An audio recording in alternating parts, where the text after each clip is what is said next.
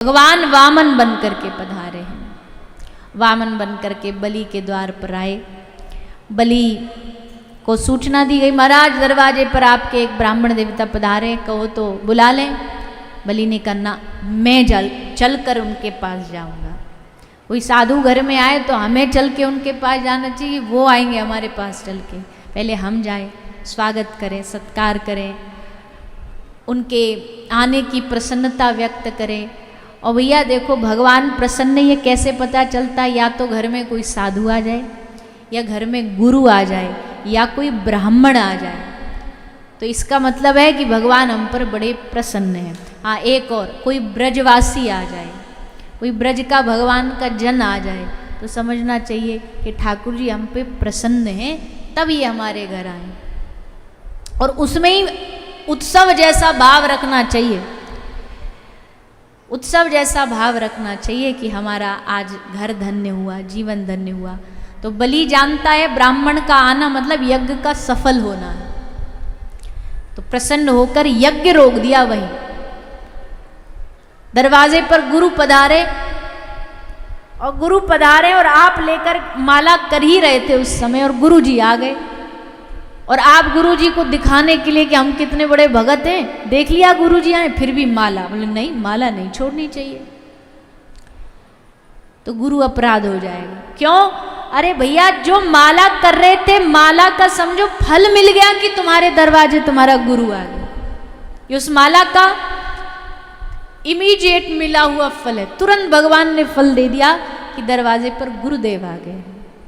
उस समय सारे काम छोड़ दो, भले पूजा ही क्यों ना कर रहे हो। इंद्र ने ऐसा ही किया, इसलिए तो उस पर उसके गुरु नाराज हो गए, क्रोधित हो गए। तो बलि ने सब काम वहीं स्थगित कर दिया, यज्ञ वहीं स्थगित कर दिया, और ब्राह्मण श्री वामन भगवान को स्वागत सत्कार के लिए गया। देख के पहले तो एकदम लुट गया, आहा क्या सुंदर रूप है। वामन भगवान ने इतना प्यारा रूप बना के आए, ऐसे गोल मटोल से।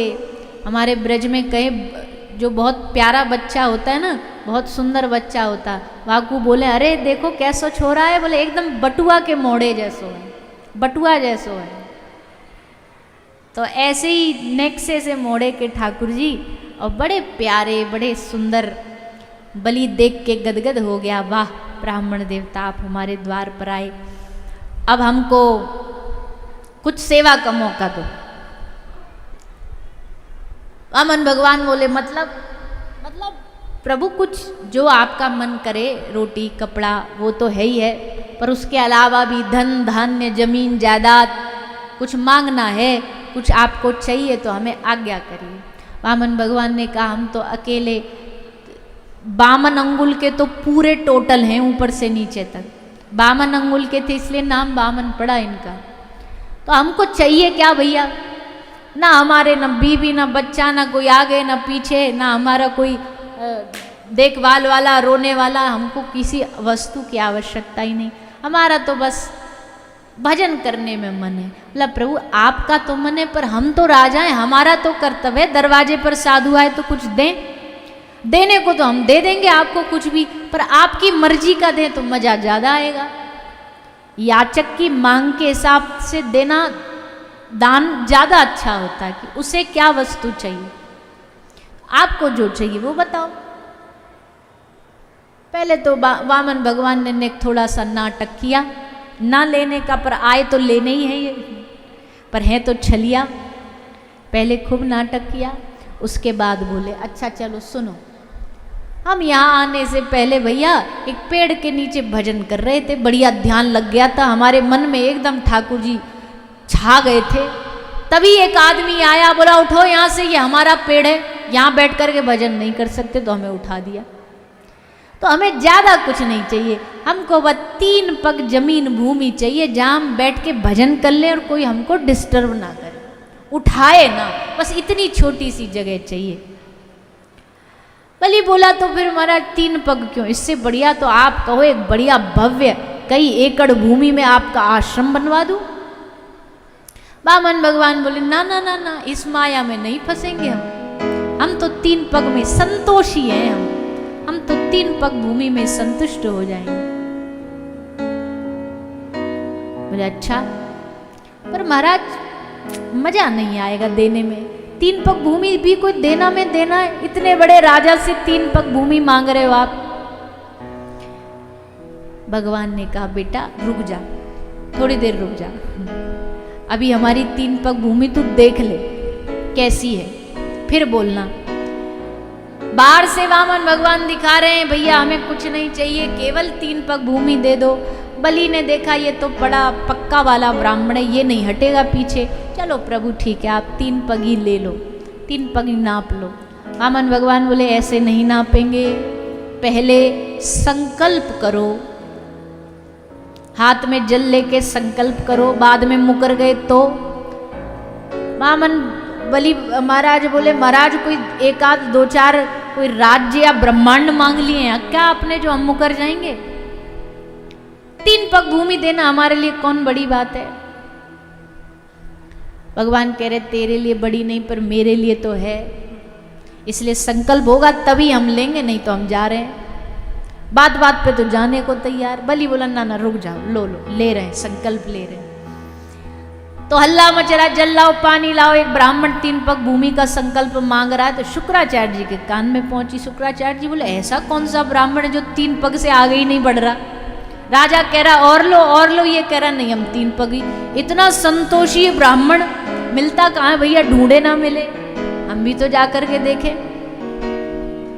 सब हल्ला मचा रहे बड़ा प्यारा बालक है, बड़ा प्यारा बालक, हम भी तो देखे कौन बालक है। शुक्राचार्य जी गए और जैसे वामन भगवान का चेहरा देखा तो गुरु जी समझ गए ये बालक नहीं, ये सबका बाप है,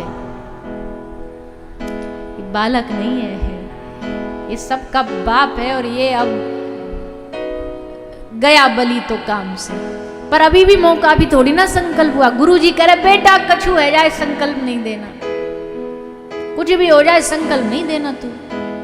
बलि बोला ऐसे कैसे ना दूं, गुरुजी मेरे दरवाजे से आज तक कोई गया खाली हाथ जो इनको जाने दूंगा, पर तू पहचानता नहीं इसको। बोले हाँ पहचानते हैं, बड़े प्यारे बटुक ब्राह्मण है। बोले बटुक ब्राह्मण नहीं है, ये छलिया है, छलने आया है, ये नारायण है, तुझे छलने आया है, तुझे लूटने आया है, तुझसे सब छीनने आया है। अब महाराज बलि कहते हैं, महाराज बलि ने कहा वाह गुरुदेव, सच कहते हैं जीवन में गुरु क्यों होना चाहिए आज समझ आया।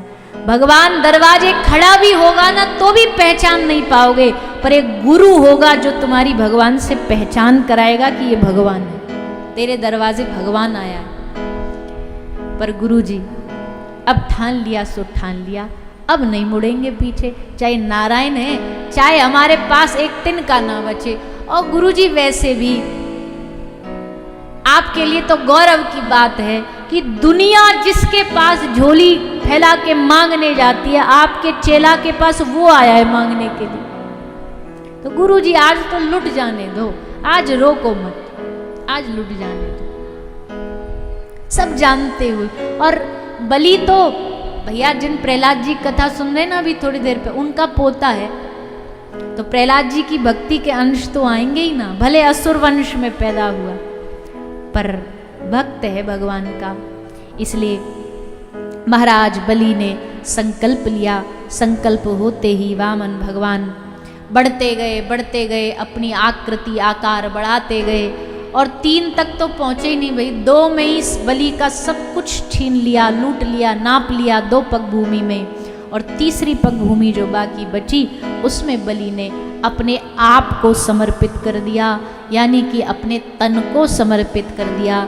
भगवान वामन ने बलि के माथे पर चरण रखा और 3 पग भूमि में तीसरी पग भूमि में बलि को भी स्वीकार कर लिया। ऐसा सुंदर संकल्प आज बलि ने पूरा किया है। भगवान भी प्रसन्न हो गए, वाह तूने आज अपनी चतुरता से, अपनी भक्ति से अपने संकल्प को पूरा कर दिया, हम तुझ पर बड़े प्रसन्न हुए। और